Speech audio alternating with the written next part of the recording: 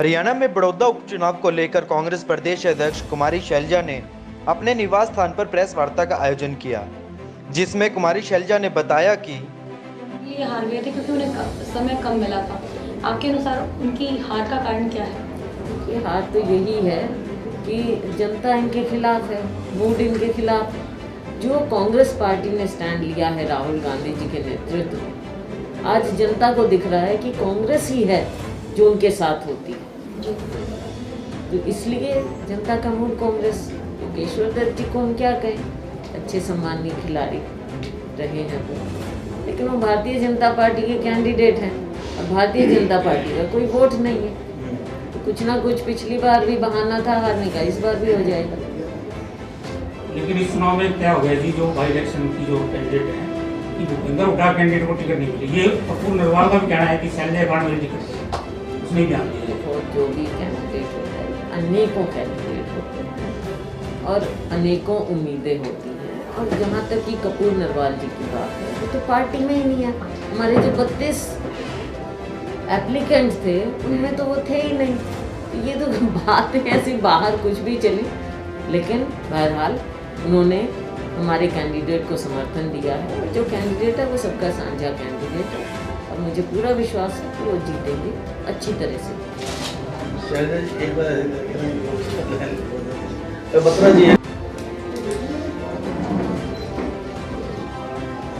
जी ma'am बताइए।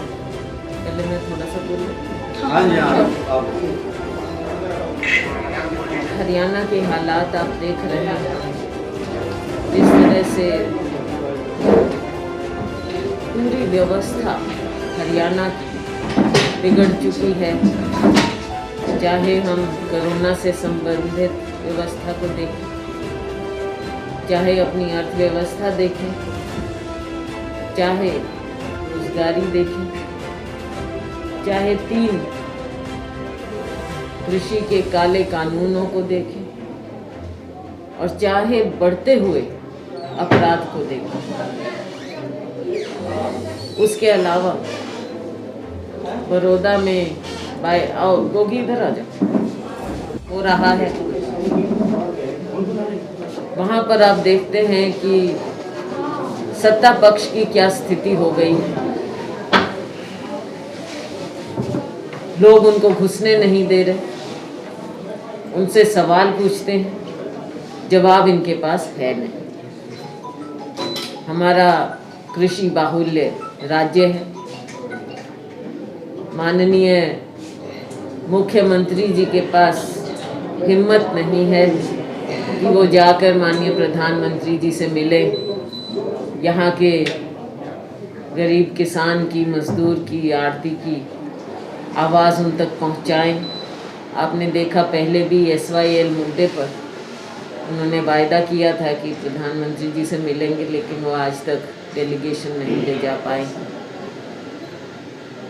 MSP की जहाँ तक बात है, बड़े बड़े दावे किए जाते हैं, बहुत कुछ कहा जाता है, लेकिन MSP की सच्चाई ये है कि किसी के ज़बान से या कहने से MSP नहीं मिल सकता, किसी के राजनीति में रहने या छोड़ने से नहीं मिल सकता। MSP को जब आपने 3 कानून बनाए तो आपने कानूनी गारंटी देनी चाहिए थी। ये किसी की मर्जी से मिलने वाला MSP नहीं हो सकता है, किसी के कहने से नहीं हो सकता है। पहले कांग्रेस पार्टी के समय गारंटी मिली थी, इंदिरा जी ने गारंटी दी थी, लेकिन उसके बाद आपने कानून बनाए। हमारा कहना यही है कि जब 3 कानून बनाए तो आपने MSP को बिल्कुल कंसिडर नहीं किया, आपने मार्केट फोर्सेस पर छोड़ दिया। अब किसी के ऊपर ये बाध्य नहीं है कि किसान की फसल की उपज की कीमत वो MSP पर ले ना ले। मार्केट फोर्सेस आ जाती हैं तो कीमतें गिर जाएंगी, तो उसको कौन ठीक करेगा? पहले सरकार की जिम्मेवारी थी। लेकिन जब निजी क्षेत्र आता है, निजी क्षेत्र की जिम्मेवारी ये नहीं होती। निजी क्षेत्र का काम होता है केवल मुनाफा कमाना। कंपनियां हैं, कॉर्पोरेट हैं, उनका मकसद है मुनाफा कमाना। और ये तो अब जिस तरह से व्यवस्था हो जाएगी, मुनाफाखोरी में बदल जाएगी, काला बाजारी में बदल जाएगी, किसान के हाथ, गरीब के हाथ कुछ नहीं लगेगा, यही हमारा कहना है। और अगर माननीय प्रधानमंत्री जी ये बात पहले सुन लेते और हमारे माननीय मुख्यमंत्री जी में इतनी हिम्मत होती कि वो जाकर किसानों का, गरीबों का पक्ष रख देते प्रधानमंत्री जी के सामने, तो बेहतर होता। अब कुछ ये कर नहीं पा रहे हैं। बड़ौदा में आप इसका नतीजा देख भी रहे हैं और आने वाले समय में भी शिफ्ट हो जाएगा। आइए, हाँ कुर्सी कर। आने वाले समय में भी आप देखेंगे। सॉरी मैं अभी करती हूँ। आइए बताइए। मंत्रियों को घुसने दिया जा रहा है, सत्ता पक्ष के लोगों को करारे सवाल जवाब किए जा रहे हैं आम जनता की ओर से, और इनके पास कोई जवाब है नहीं। तो आप आने वाले वक्त में देखेंगे कि इन सब बातों का इनको जनता को जवाब देना पड़ेगा। अपराध की मैंने जो बात कही, एक और बेटी बचाओ बेटी पढ़ाओ का नारा भारतीय जनता पार्टी जोर शोर से देती है, लेकिन आपने देखा यूपी में हुआ, हाथरस हुआ, उससे पहले हुआ, जब सत्ता पक्ष के लोग ऐसे संगीन मामलों में बीच में आ जाएं और लोगों को, आम लोगों को कॉमन परसेप्शन ये होती है और ये सरकार उनको बचाने में लग जाती है, तो आप ये सोच लीजिए कि वातावरण कैसा बन जाता है। हरियाणा की हम बात लें, अभी फरीदाबाद में हुआ, पानीपत में हुआ, रोज़ किस्से होते हैं, रिपोर्ट होते हैं, सारे रिपोर्ट भी नहीं, कुछ रिपोर्ट हो जाते हैं, उन पर मीडिया की नज़र चली जाती है और कुछ लोग अपनी राजनीति भुनाने में इसमें लग जाते हैं। कल हम गए, हमारी एक बेटी, उसके साथ जो हुआ दुनिया ने देखा, सरेआम उसको गोली मारी गई। क्या ये सरकार का वायदा नहीं है? क्या सरकार के लिए ये मैंडेटरी नहीं है कि जो शिक्षण संस्थान होते हैं उनके आसपास पुलिस तैनात रहनी चाहिए? कोई बंदोबस्त, कोई व्यवस्था नहीं। और उसको देखते हुए जैसा ये एक इतना गंभीर मामला सामने आया, बजाय इसके कि पीड़िता के परिवार को इंसाफ मिले और सरकार अपनी जो उनकी नाकामियां जो उजागर हो रही हैं, उसको जो छुपाने में लगे हुए हैं, उसको आपने देखा। जैसा मैंने कहा, कल हम गए, वहाँ पर भारतीय जनता पार्टी के अध्यक्ष जी भी मौजूद थे, मंत्री एमएलए मौजूद थे, वहाँ पर भारतीय जनता पार्टी के अन्य पदाधिकारी होंगे। हम पहले से गए हुए थे, हमारे प्रभारी श्री विवेक बंसल जी और मैं, और वहाँ से हमारे विधायक और अन्य नेता, हम सभी वहाँ पर थे। जो परिवार ने बात रखी वो हमने सबने ओपनली वहाँ पर बात की। बीजेपी के अध्यक्ष जी के सामने भी हमने रखा, बात बताई, और वहाँ पर सबने साफ तौर पर कहा कि इसमें सख्त से सख्त सज़ा मिलनी चाहिए, सख्त से सख्त, जल्दी से जल्दी सज़ा मिलनी चाहिए। परिवार को बेटा जो उनका है, पढ़ा लिखा है, उसको नौकरी की भी बात उठी वहाँ पर। ये सब बातें हो रही। जब हम वहाँ से निकले, प्रभारी जी और मैं, श्री विवेक बंसल जी और मैं और हमारे अन्य साथीगण, तो इनके लोगों ने, भारतीय जनता पार्टी के लोगों ने वहाँ पर खड़े होकर इतना अभद्र व्यवहार किया। ये तो इनका मार्ग है, आपने देखा है राहुल जी के, प्रियंका जी के साथ भी जैसा इन्होंने किया। इनकी आदत है, इनकी पार्टी की आदत। ऐसे जहाँ पर संगीन संवेदनशील माहौल, वहाँ पर आप खड़े होकर क्या दिखाना चाहते हैं? अपनी नाकामियों को छुपाने के लिए आप राजनीति कर रहे हैं। क्या आपको ज़रा भी उस परिवार की पीड़ा से आपका दिल नहीं दहला? क्या आपको संवेदनशील नहीं होना चाहिए? क्या उनकी पीड़ा में आपको शामिल नहीं होना चाहिए? या आपने केवल ड्रामा ही करना है हमेशा? जो उनका व्यवहार रहा उसके बारे में मैं खुद क्या कहूँ। लेकिन कहीं भी चाहे राजनीति है चाहे समाज है, इस तरह की अभद्रता करना किसी को ना तो शोभा देता है बल्कि उनका असली चेहरा सामने आता है कि अपनी नाकामियों को, अपनी खामियों को, अपनी गलत नीतियों को छिपाने के लिए आप अगर हमारे खिलाफ नारे भी लगा देंगे, हमारा तो कुछ फर्क नहीं पड़ता, लेकिन आपकी ओछी सोच और आपकी पार्टी की क्या नीति है उस तरह का ओछापन सामने आता है। पत्थर फेंके आपने जिस तरह से वहाँ पर किया, ये मैं ये नहीं कहती कि सिर्फ हमारे प्रति, लेकिन मैं ये कहती हूँ कि जिस तरह की वहाँ स्थिति थी जहाँ हम गए थे, आप वहाँ ऐसे राजनीति करते हैं तो लोग इस चीज़ का जवाब देंगे, आपको ज़रूर जवाब देंगे। ये क्योंकि हरियाणा में रोज़ रोज़ होता है, एक माहौल ऐसा हो गया है कि कोई कुछ भी करे और उसके खिलाफ क्या हो जाएगा, क्योंकि शासन का, प्रशासन का कोई डर नहीं है। अपराधी या होने वाला अपराधी, उसको एक भय होना चाहिए कि कल अगर मैं ऐसा काम सोचूं भी तो उसके बहुत गंभीर परिणाम हो सकते हैं। लेकिन कोई उस तरह का वातावरण है नहीं, बल्कि बचाने में लग जाते हैं। आप जगह जगह देख रहे हैं, तो ये ऐसी स्थिति यहाँ पर बनी हुई है। मुझे पूरा विश्वास है कि हरियाणा की जनता जब जब समय मिलेगा इस सरकार को आईना दिखाएगी। आने वाले वक्त में आप देखेंगे कि न केवल बड़ौदा लेकिन पूरे हरियाणा की जनता इनकी गलत नीतियों के खिलाफ खड़ी हो जाएगी। मैम, सीएम का कहना है कि बाप बेटे के अलावा बड़ौदा में और कोई कांग्रेसी है ही नहीं, जहां पे मतलब कोई भी चुनाव प्रचार के लिए आगे नहीं आ रहा है।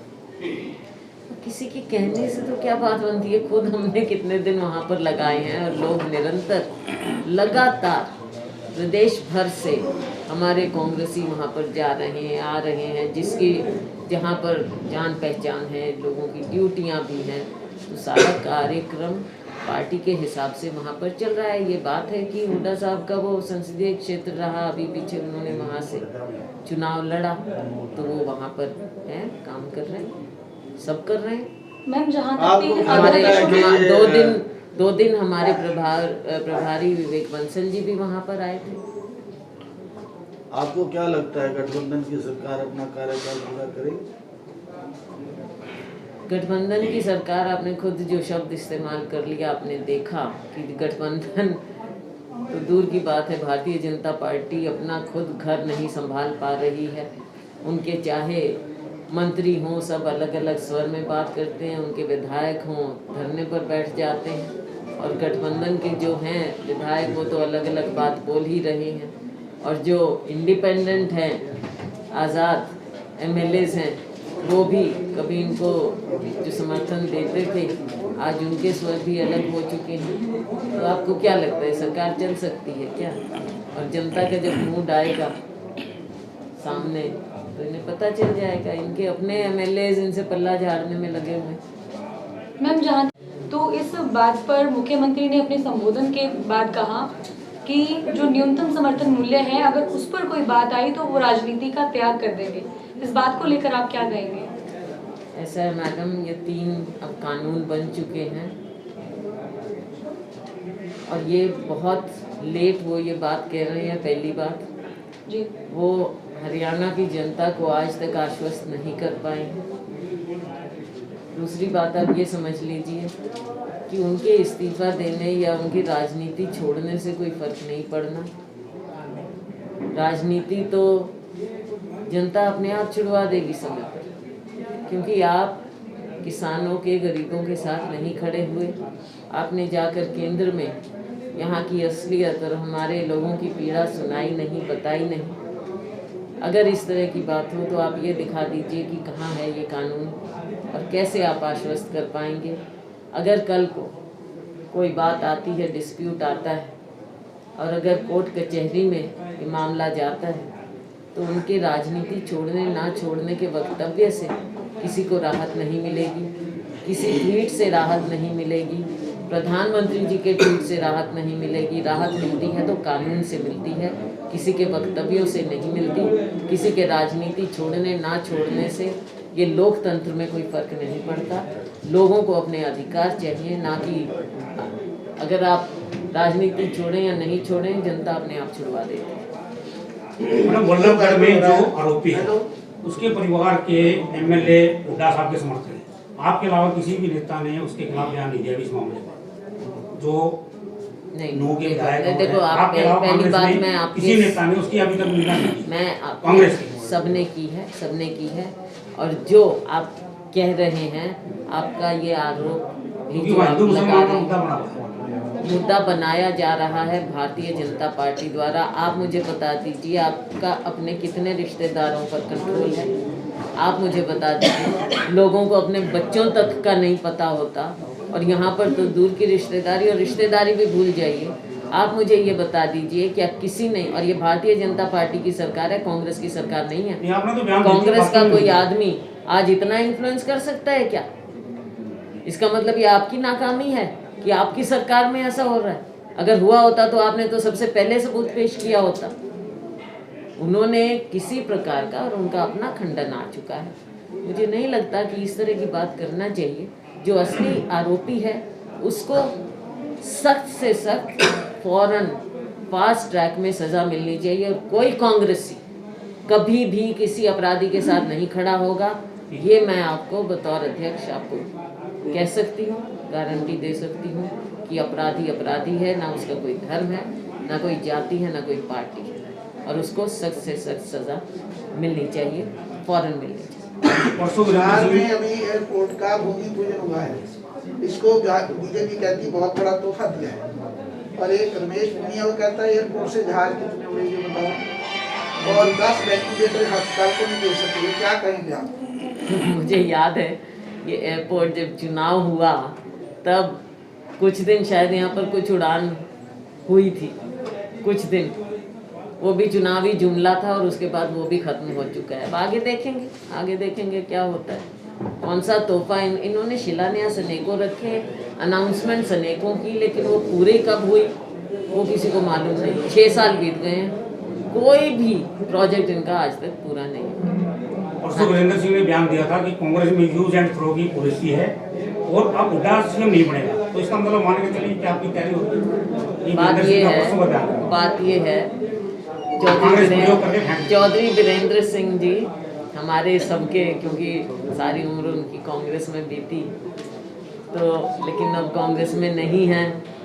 बेहतर हो भारतीय जनता पार्टी में ही चिंता कर लें। कांग्रेस से अभी भी उनको मन से इतना है कि वो अभी भी कांग्रेस की बात करते हैं। मैं तो राहु 40 साल में यूज एंड थ्रो करती है कांग्रेस, हुड्डा सीएम नहीं बनेगा, कोई और ही बनेगा। लेकिन नड्डा साहब ने मैडम आज बयान दिया है कि राहुल गांधी को पाकिस्तान से प्यार है, आज का बयान है। देखो, इनकी राजनीति आप देख लो ना।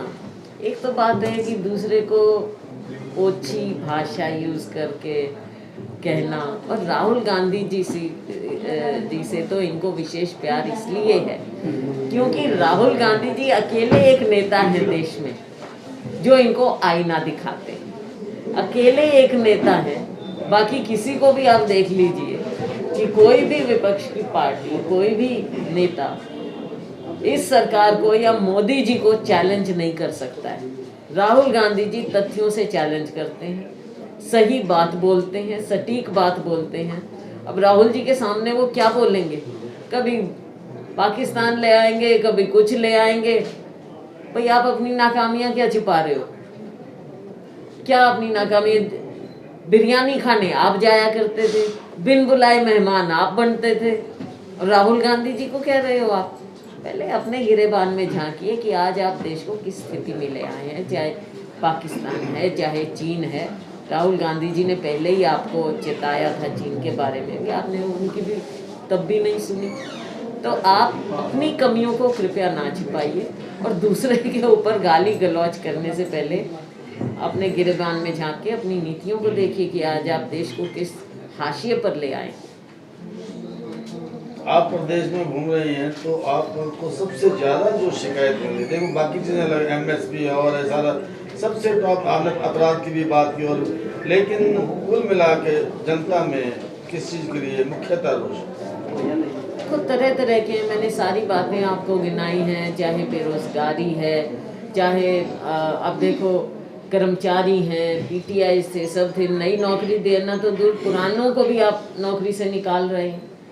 अर्थव्यवस्था बिल्कुल ठप हो गई है, बेरोजगारी चरम सीमा पर है, अपराध का ग्राफ आप देख लीजिए बढ़ता चला जा रहा है, शासन नहीं कुछ शासन है।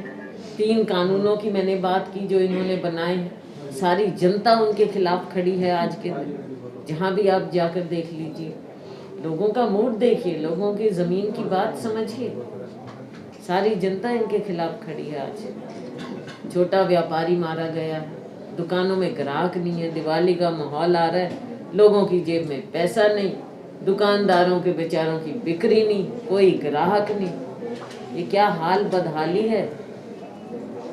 मैम, यदि बड़ौदा उपचुनाव में कांग्रेस पार्टी जीतती है तो आपको क्या लगता है कितने मतों से जीतोगे?